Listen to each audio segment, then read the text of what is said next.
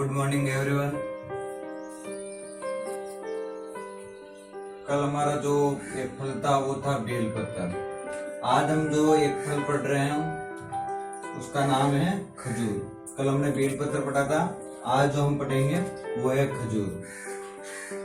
ठीक है, खजूर।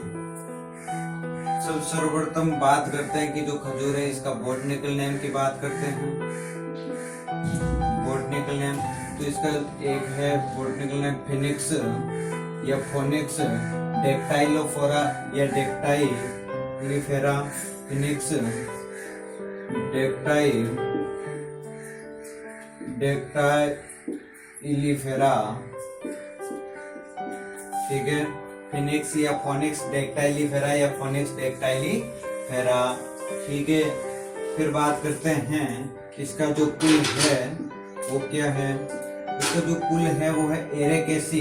क्या है? एरेकेसी या पामेसी इसका क्या है? कुल है। ध्यान रखना, ये क्या है? कुल है एरेकेसी या पामेसी। फिर बात करते हैं इसके जो टोन है, गुणसूत्र जो है वो है 36। और फिर बात करें हैं कि खजूर का जो उत्पत्ति स्थान है वो क्या है। उत्पत्ति स्थान जो है वो है इराक। क्या है? इराक। इंपोर्टेंट है, कई बार क्वेश्चन पूछा जाता है कि खजूर का जो उत्पत्ति स्थान है वो क्या है। बॉटनिकल नेम फिनिक्स डेक्टाइलिफेरा, कुल है एरेकेसी या पामेसी और टोन बराबर वो है 36। फिर बात करते हैं कि इसका जो फल प्रकार है वो क्या है। कि भाई जो खजूर का फल प्रकार है वो क्या है? वो है एक बीजीय। क्या है? एक बीजीय बेरी। क्या है? एक बीजीय बेरी। ठीक है, ध्यान रखना कि जो खजूर का जो फल प्रकार है वो क्या है? एक बीजीय बेरी। फिर बात करते हैं इसका जो खाए जाने वाले बाग को, या खाए जाने वाला बाग कौन सा है? खाया जाने वाला बाग है वो कौन सा है? वो है इसका पेरिकार्प। तो क्या है? पेरिकार्प। ठीक है, इसका जो खजूर का जो खाया जाने वाला बाग है वो क्या है? पेरिकार्प। और इसका जो फल प्रकार है वो है एक बीजीय बेरी।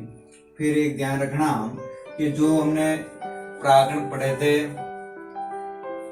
यानी फूलों के जो प्रकार पढ़ा था, वो अलग अलग टॉपिक मैंने इसलिए ही पहले लिए थे। तो अब अगर मैं आपको पूछूं कि खजूर किस प्रकार का पौधा है, डायोसिस है या मोनोसिस है, तो ध्यान रखना जो खजूर का पौधा है वो एक लिंगाश्रय है। क्या है? एक लिंगाश्रय है। एक लिंगाश्रय है, इसलिए इसमें जो नर पौधे व मादा पौधे का जो अनुपात रखते हैं वो रखते हैं हम 10:1। कितना रखते हैं? 10:1। ठीक है, यानी मादा व नर अनुपात कितना है? 10:1। ध्यान रखना। फिर बात करते हैं जो उत्पत्ति स्थान है वो इराक है, लेकिन ध्यान में रखना कि गुजरात का कच्छ का क्षेत्र एवं पश्चिमी राजस्थान के कुछ जिले हैं, जैसे यानी गुजरात का कच्छ क्षेत्र एवं पश्चिमी राजस्थान के जैसलमेर, बाड़मेर, बीकानेर और बीकानेर। ये ध्यान में रखना कि गुजरात का कच्छ का क्षेत्र एवं पश्चिमी राजस्थान के जैसलमेर, बाड़मेर व बीकानेर जो ये जिले हैं जो देश में जो क्या है? देश में उत्पादन में देश में प्रसिद्ध है, यानी जो देश में जो उत्पादन के लिए प्रसिद्ध है वो कौन कौन से हैं। अगर आपको कोई पूछ ले उत्पत्ति स्थान खजूर का वो इराक है, लेकिन अगर भारत में अगर आपको पूछ ले कि गुजरात का कच्छ क्षेत्र एवं पश्चिमी राजस्थान के जैसलमेर, बाड़मेर व बीकानेर क्या है? जैसलमेर, बाड़मेर, बीकानेर क्या है? देश में उत्पादन के लिए प्रसिद्ध है। ठीक है, फिर बात करूं कि इसमें जो फल ये ध्यान में रखना, इसे एक अन्य नाम है जिसे शताब्दी फल के नाम से जाना जाता है। यानी खजूर का जो अन्य नाम है वो क्या है, अन्य नाम है, आपको ध्यान में रखना, इसे शताब्दी फल के नाम से भी जाना जाता है। ये चीज आप ध्यान में रखना कि भाई जो खजूर का अन्य नाम है, यानी ऐसा कौन सा फल है जिसे शताब्दी फल के नाम से जाना जाता है, तो वो क्या है, खजूर है। ठीक है, फिर बात करते हैं, इसके लिए एक कहावत भी है, वो भी ध्यान में रखना। अन्य नाम में एक कहावत लिख के लिखना कि भाई पहर पानी में व सिर आग में। ये पूछी जाती है कहावत कि ये कहावत निम्न में से किस फल के लिए, कि भाई पहर पानी में और सिर आग में। भाई पहर पानी में और सिर आग में है, ये कहावत किस फल के लिए प्रसिद्ध है, तो आपको ये ध्यान में रखना, ये जो कहावत है खजूर के लिए बताई गई है।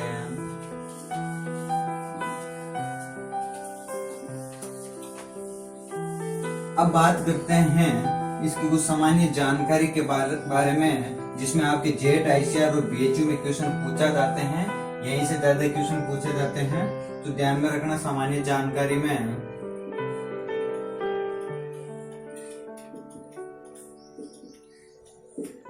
कि भाई 1 केजी खजूर है तो उसमें से 3150 कैलोरी जो ऊर्जा हमें प्राप्त होती है। 3150 कैलोरी जो ऊर्जा हमें प्राप्त होती है। कि भाई सामान्य जानकारी में ध्यान रखना कि 1 केजी जो खजूर है वहां से ये 3150 कैलोरी ऊर्जा हमें प्राप्त होती है। ठीक है, फिर बात करते हैं इसकी जलवायु की। इसकी जलवायु की बात करूं तो ध्यान रखना इसके लिए उष्ण जलवायु उपयुक्त रहती है, और जलवायु में ही आप ध्यान में रखना कि फल पकते समय आर्द्रता नहीं होनी चाहिए। तो ये लाइन भी आप नीचे लिख लेना कि भाई फल पकते समय क्या है, फल पकते समय आर्द्रता नहीं होनी चाहिए। ठीक है, यह आप ध्यान में रखना कि भाई उसके लिए जो जलवायु है वो उष्ण जलवायु प्रयुक्त रहती है, लेकिन फल पकते समय उसके लिए आर्द्रता नहीं होनी चाहिए, यानी नमी बिल्कुल भी नहीं होनी चाहिए। और ध्यान में रखना कि खजूर के लिए जो उपयुक्त तापमान रहता है वो रहता है 5 से 50 डिग्री सेंटीग्रेड तापमान क्या रहता है, उपयुक्त रहता है। लेकिन फूल व अगर फल बनते समय जो तापमान रहना चाहिए वो 25 से 30 डिग्री सेंटीग्रेड क्या रहता है, उपयुक्त रहता है। तो ये आप चीज ध्यान में रखना, ये इम्पोर्टेंट है कि भाई फल पकते समय नमी बिल्कुल नहीं होनी चाहिए, लेकिन खजूर के जो 5 से 50 सेंटीग्रेड जो तापमान रहता है वो उपयुक्त रहता है। लेकिन फूल व फल बनते समय जो तापमान रहना चाहिए वो 25 से 30 डिग्री सेंटीग्रेड क्या रहना चाहिए, तापमान रहना चाहिए। ठीक है, फिर बात करूं, ये जो पौधा है खजूर जो क्या है, सर्वाधिक लवण व क्षारीय प्रतिरोधी फल है। ये भी ध्यान में रखना कि सर्वाधिक लवणीय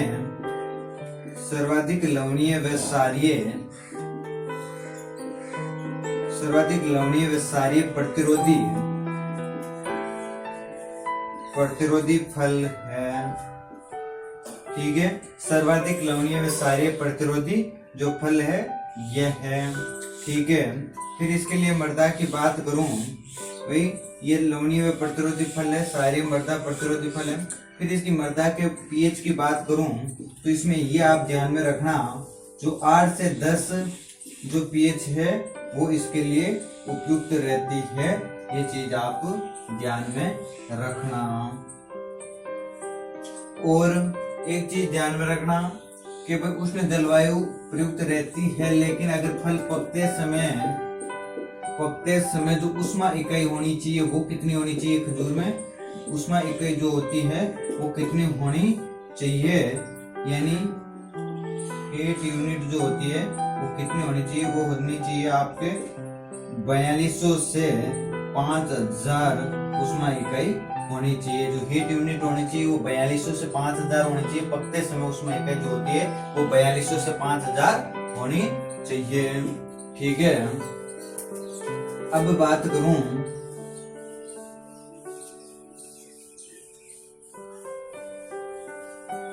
अब इसके संस्थान की बात करूं, इसके जो संस्थान की बात करते हैं कि भाई जो नेशनल रिसर्च सेंटर जो एनआरसी है, यानी खजूर का एनआरसी यानी खजूर नेशनल रिसर्च सेंटर कहां पर है?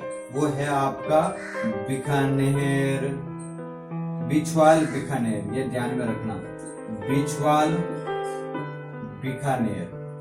जो एनआरसी है वो कहाँ है? बिछवाल बीकानेर। और ध्यान में रखना जो ये खजूर उत्कृष्टता केंद्र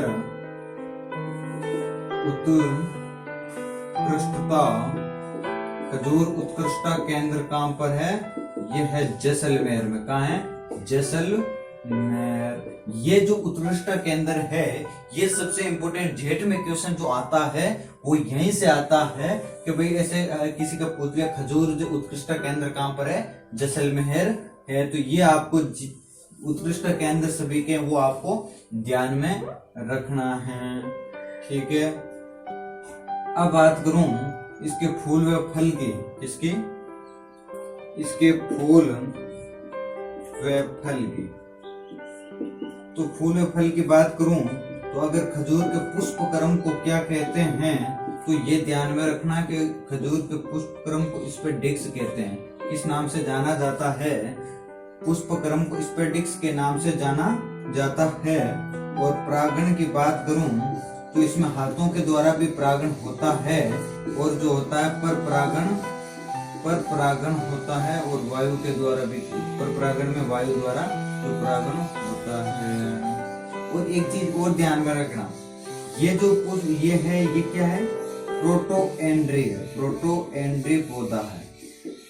प्रोटोएंड्री का मतलब क्या होता है? इसमें जो मादा भाग से पहले क्या होता है? नर भाग परिपक्व होता है, उसे क्या कहते हैं? प्रोटोएंड्री कहते हैं। तो ये चीज ध्यान में रखना कि भाई इसमें जो परागण होता है वो हाथों के द्वारा, पर परागण में वायु के द्वारा होता है। इसके पुष्पक्रम को स्पेडिक्स के नाम से जाना जाता है। लेकिन खजूर का फल जो पौधा है वो प्रोटोएंड्री होता है, यानी नर भाग क्या होता है? पहले परिपक्व होता है। नर भाग पहले परिपक्व होता है।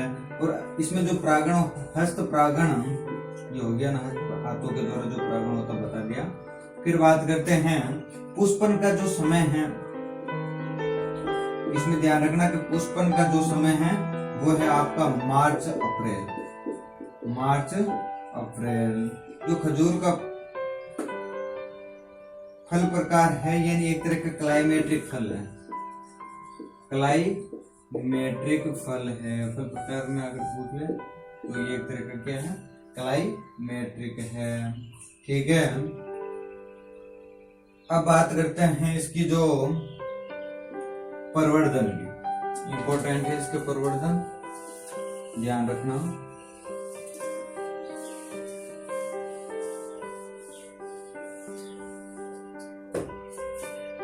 अगर प्रवर्धन की बात करूं, खजूर के प्रवर्धन की बात करूं, जो होता है ऑफशूट के द्वारा होता है। किसके द्वारा? ऑफशूट या बूस्तारिका, या जो 8 चैप्टर पढ़ेंगे उसमें पूरा समझ में आ जाएगा। ऑफशूट जो इसका जो प्रवर्धन है, ये जेट में पूछा गया क्वेश्चन है कि भाई खजूर का जो प्रवर्धन होता है वो किसके द्वारा होता है? ऑफशूट के द्वारा होता है। और ध्यान रखना इसका जो वजन, ऑफशूट का जो वजन होना चाहिए 12 से 14 केजी। और ये क्वेश्चन सुपरवाइजर 2019 में आया हुआ क्वेश्चन है। कहां पर? सुपरवाइजर 2019 में क्वेश्चन आ रखा है। और ये क्वेश्चन एक यूनिवर्सिटी में जो पेपर हुआ था कृषि परिवर्तक का जोधपुर, उसमें भी ये क्वेश्चन पूछा गया क्वेश्चन था। सुपरवाइजर 2019 में ये क्वेश्चन पूछा गया था कि भाई खजूर का जो परिवर्तन होता है उसमें जो वजन होता है ऑफशूट का वो कितना होता है, वो होता है 12 से 14 केजी। ठीक है, फिर बात करूं एक उत्तक संवर्धन तकनीकी है, उत्तक कल्चर, वो भी इसमें ये परिवर्तन में काम में लेते हैं, उत्तक संवर्धन। ठीक है, फिर बात करूं इसमें पौधरोपण, यानी ये ध्यान में रखना कि 12 से 14 केजी हम रख रहे हैं, यानी मिनिमम 6 केजी वजन होना ही चाहिए कि भाई ऑफशूट का मिनिमम नीचे तौर पर हम देखें कि भाई ऑफशूट का जो वजन होना चाहिए वो 6 केजी तो होना ही चाहिए। उसके बाद 12 से 14 केजी हम मानते हैं, लेकिन 6 केजी से अगर कम है तो वो काम में हम ऑफशूट काम में नहीं ले सकते हैं, 6 तो होना ही चाहिए या 6 से ऊपर होना चाहिए। फिर बात करते हैं पौधरोपण की बात करूं तो इसमें जो दूरी रखते हैं हम दूरी रखते हैं वो रखते हैं 8 × 8 मीटर की दूरी, ध्यान रखना। और इसमें जो गड्ढे का आकार रखते हैं, ध्यान में रखना, लिख लेना, गड्ढे का आकार जो रखते हैं वो रखते हैं 1 × 1 × 1 मीटर, 1 × 1 × 1 मीटर। जो दूरी जो गड्ढे का आकार रखते हैं वो 1 × 1 × 1 मीटर, और जो पौधरोपण की जो दूरी रखते हैं वो 8 × 8 मीटर की दूरी रखते हैं। ठीक है, अब ध्यान रखना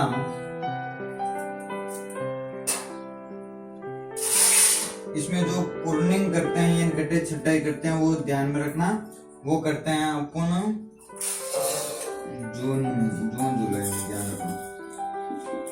ठीक है,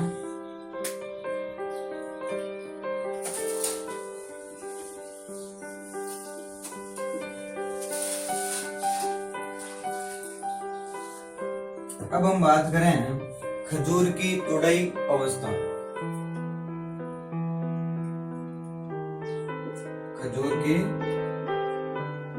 खजूर की तोड़ाई अवस्था कि भाई कौन कौन सी अवस्था में इनको तोड़ सकते हैं। अब 4 प्रकार की अवस्था में इसको तोड़ते हैं। कितनी अवस्था में तोड़ते हैं? 4 अवस्था में तोड़ते हैं। जो पहली है वो है गंडोरा या क्रीमरी, क्या कहते हैं उसे, क्रीमरी। ठीक है, ये होगी आपकी एक अवस्था, थोड़ी अवस्था में पहली होगी गंडोरा या क्रीमरी अवस्था। दूसरी बात करते हैं डोका अवस्था या खलल अवस्था, ये होगी आपकी दूसरी अवस्था। तीसरी अवस्था की बात करूं डेंग या रुतब अवस्था, ये होगी। और अगली देखूं तो एक तो पिंड अवस्था, पिंड या तोमर, ये क्या हो गई आपकी चौथी अवस्था। अब देखो ये 4 अवस्था कौन सी हो गई खजूर की जो तुड़ाई की 4 अवस्था है वो है गंडोरा या केमरी अवस्था, डोका या खलर अवस्था, डेंग या रोतब अवस्था और पिंड या तोमर अवस्था। अब जो गंडोरा या क्रीमरी अवस्था उसमें जो फल होते हैं क्या होते हैं भाई, अपरिपक्व होते हैं। जब इस अवस्था में तोड़ते हैं तो फल क्या होंगे, अपरिपक्व होंगे। ये चीज आप ध्यान में रखना।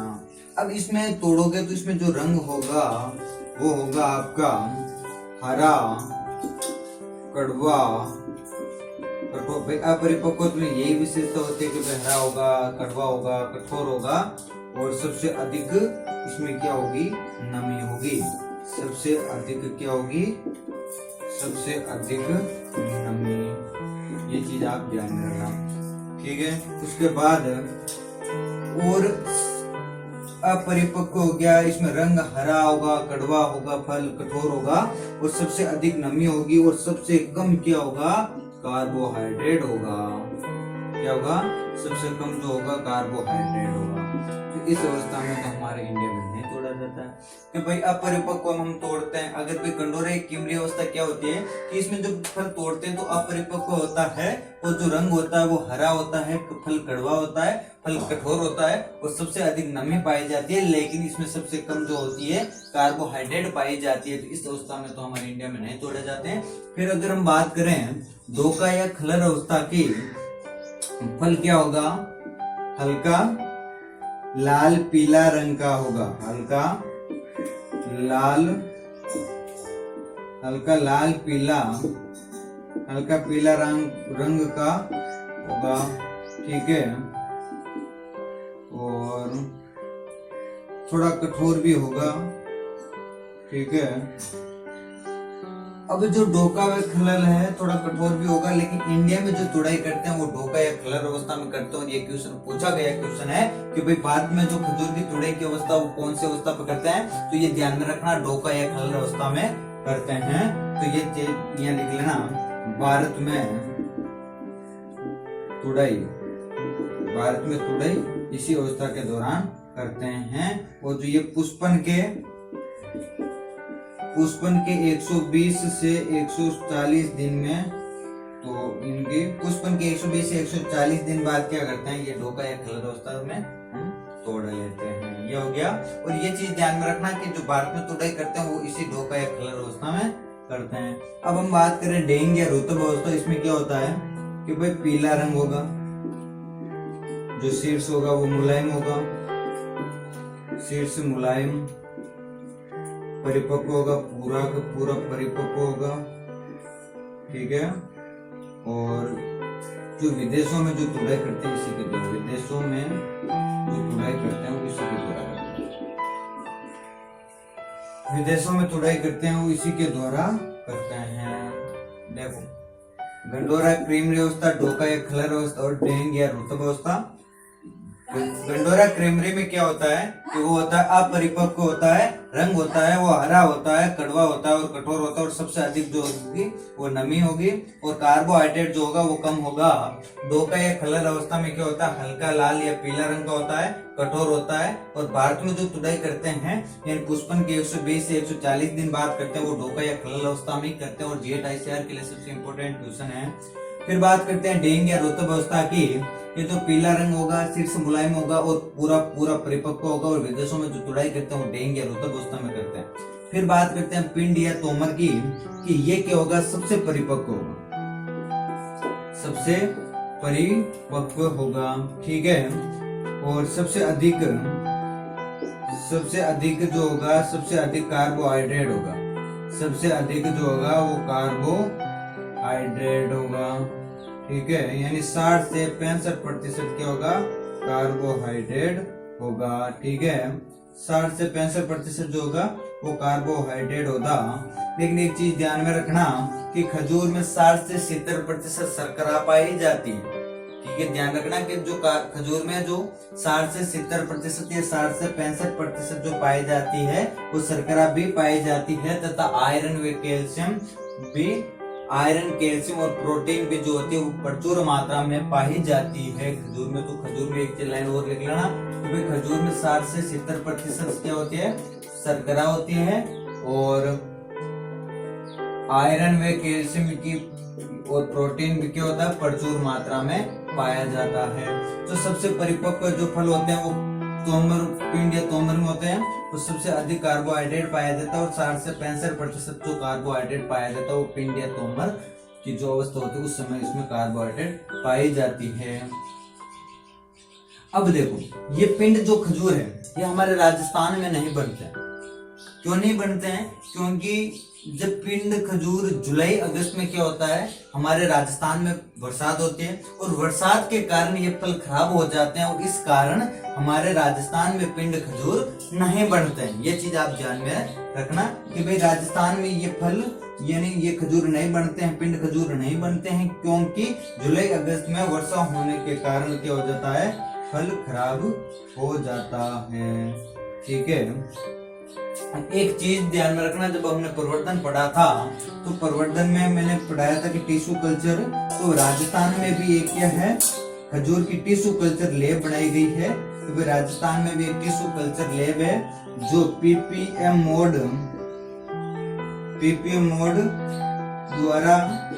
मोड द्वारा चौपासनी जोधपुर में स्थित है, चौपासनी जोधपुर में स्थित है। अब देखो, जो राजस्थान में पीपीएम मोड द्वारा चौपासनी जोधपुर में क्या है, टिश्यू कल्चर की एक लैब बनाई है, और उसमें क्या ज्यादातर क्या जो खुनेजी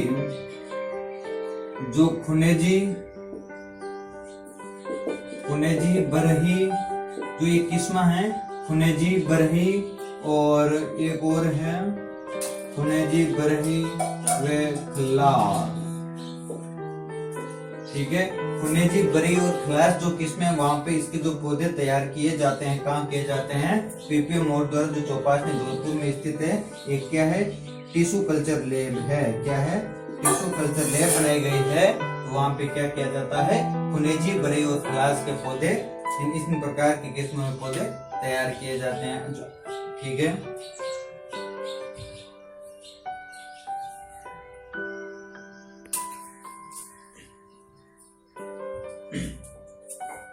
अब हम खजूर में एक क्रिया की बात करते हैं, मेटाजीनिया। कि भाई मेटाजीनिया क्रिया क्या होती है? कि पराग कणों का जो फूलों की गुणवत्ता पर असर पड़ता है उसे क्या कहते हैं? मेटाजीनिया कहते हैं। कि भाई पराग कणों का जो फूलों की क्या गुणवत्ता पर जो असर पड़ता है उसे हम क्या कहते हैं? उसे हम मेटाजीनिया कहते हैं। फिर हम बात करते हैं किस्मों की, कि भाई इसमें कोई ट्रिक नहीं आपको याद करनी होगी। जो किस्में हैं वो खाने के उपयोग में हम बात करें कि जो हलावी, खुनेजी, बरई और खल्लास। और किस्में से एक ध्यान रखना, जो हलावी है ये पश्चिमी राजस्थान के लिए प्रयुक्त किस्म है। तो पश्चिमी राजस्थान के लिए जो प्रयुक्त किस्म है वो कौन सी है? हलावी है। और एक चीज ध्यान में रखना कि भाई इन किस्मों में जो TSS होता है वो होता है 24 से 25%। जो TSS होता है वो कितना होता है? वो होता है 24। जो TSS होता है कुल घुलनशील ठोस पदार्थ जो होता है 24 से 25% होता है। ठीक है, अब बात करते हैं दूसरी मुलायम फल वाली जो किस्म है वो कौन सी है? वो है हलावी, जहादी, जगलूल और खदरावी। क्या है? हलावी, जहादी, जगलूल और खदरावी। अब इसमें क्या होता है कि इन किस्मों में जो सुक्रोज होता है वो पूर्ण रूप से अपघटित हो जाता है। कि जो मुलायम फल वाली किस्में, इनमें जो सुक्रोज है वो पूर्ण रूप से अपघटित हो जाता है। फिर तीसरी बात करें सूखे फल वाली या छुआरा बनाने वाली। अब देखो छुआरा क्या होता है कि भाई ये जो सूर्य की जो प्रकाश की उपस्थिति में जो ये पकाना, उनको सनक्रीम कहते हैं। कि भाई खजूर का जो पौधा है वो सूर्य के प्रकाश में जो पकते हैं सनक्रीम कहते हैं, और सूखे खजूर को क्या कहते हैं? छुआरा कहते हैं। फिर ध्यान रखना कि भाई सूखे फल या छुआरा बनाने वाले जो किस्म है वो कौन सी है? सामरान, मेड़जूल। जो मेड़जूल है ये जो किस्म है, और जहादी। ये मेड़जूल जो किस्म है इसकी विशेषता भी है। जो पछेती किस्म है, जो अमरूद खजूर की जो पछेती किस्म है वो कौन सी है? ये मेड़जूल है। फिर प्रसंस्करण हेतु जो है हिमानी, चिपचेप, सूर्या, जामली, सगाई आदि। क्या है? प्रसंस्करण हेतु हिमानी, चिपचेप, सूर्या, जामली, सगाई आदि। और नर मंजरी हेतु जो उपयोगी है वो है गनामी, मदसरी और आलव से की जो किस्म है वो क्या है? ये नर मंजरी हेतु किस्में उपयुक्त है। ठीक है,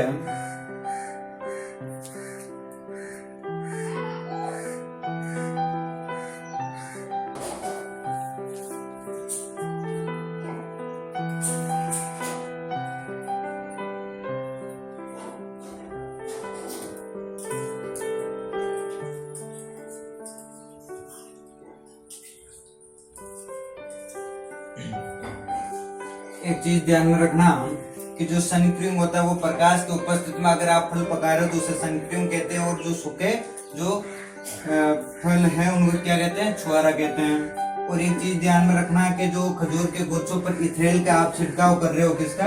इथेनॉल का, यानी 500 से 1000 ppm छिड़काव करते हो, उसमें क्या होते हैं? फल जल्दी पकते हैं। ये चीज ध्यान में रखना। और खजूर में से इससे बाहर एक भी क्वेश्चन नहीं आएगा, आपको नोट कर लेना है। ठीक है, थैंक यू।